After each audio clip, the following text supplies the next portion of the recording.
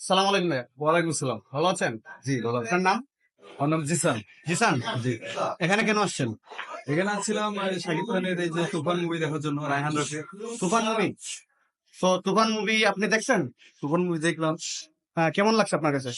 ভাই আমার কাছে যেটা মনে হয়েছে তুফান মুভিতে 10 কোটি টাকার একটা সিনেমা হ্যাঁ। রায়হান রাফি ভাই তিনি বানাইছেন। হ্যাঁ। ভাই এর চেয়ে আমাদের গ্রামের যে ছোট ছোট বাচ্চারা যে ইউটিউবে যে অ্যাকশন যে হিট গুলো বানায় এগুলোই ভালো আছে। না, জিনিসটা এটা না। জিনিসটা হচ্ছে ভাই দেখেন, ভাই না আমি 10 কোটি টাকা দিয়ে সিনেমা বানাইছে। এটা কিন্তু বাংলাদেশের ইতিহাসের মধ্যে মানে এরকম এই বাজেটে আর সিনেমা হয় নাই। আমি যতটুকু জানি আর কি।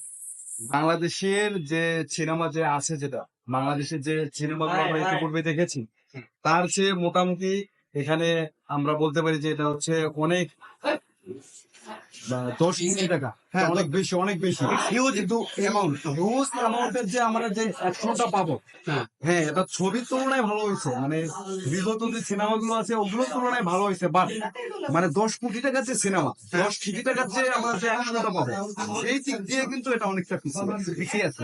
আচ্ছা, অনেকে ক্লেম করতেছে, যেহেতু আপনি দেখছেন, হ্যাঁ, ওই জন্য আমি আপনার মানে আজ করতেছি। অনেকে ক্লেম করতেছে যে রায়হান রাফি নাকি এনিমেল, কেজিএফ, সালার এগুলার কপি করে এটা বানাইছে। সো এটা আপনার কেমন মনে হয়? আসলে কি এগুলো খবর করছে? কফির বিষয়টা হচ্ছে কি, কফি তো হচ্ছে আসলে আমরা কিন্তু হচ্ছে পৃথিবীতে যত কিছুই করি সবকিছু কোনো না কোনো একটা কফির আন্ডারই পড়ে।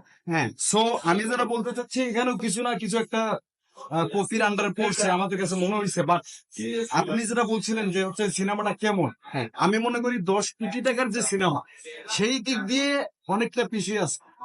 অনেকটাই হচ্ছে কি বলে ওই যে মানে রাস্তায় যে আপনার কাজ করে না, হ্যাঁ। নেতা পিতারা রাস্তায় কাজ করে না, 20 কোটি টাকার কাজ করে, বাট কাজ হয় হচ্ছে 5 কোটি। হ্যাঁ। বিষয়টা কি এইরকম, বাট ওনারা টাকা বাজারের সমস্যা আছে।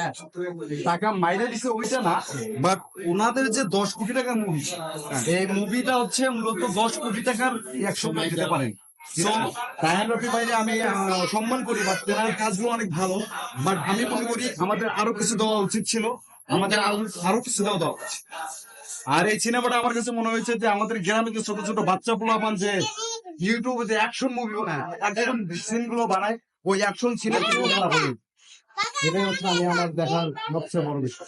আচ্ছা ভাই, মানে ভিউয়ার্স, আমি হচ্ছে এই পর্যন্ত তুফান সিনেমার যত রিভিউ দেখছি একটাও আমি মানে নেগেটিভ রিভিউ পাই নাই। সো ফার্স্ট টাইম সো উনি বলতেছে যে যেই বাজেট অনুযায়ী ওই রকম মানে সিকোয়েন্স গুলো হয় নাই আর কি।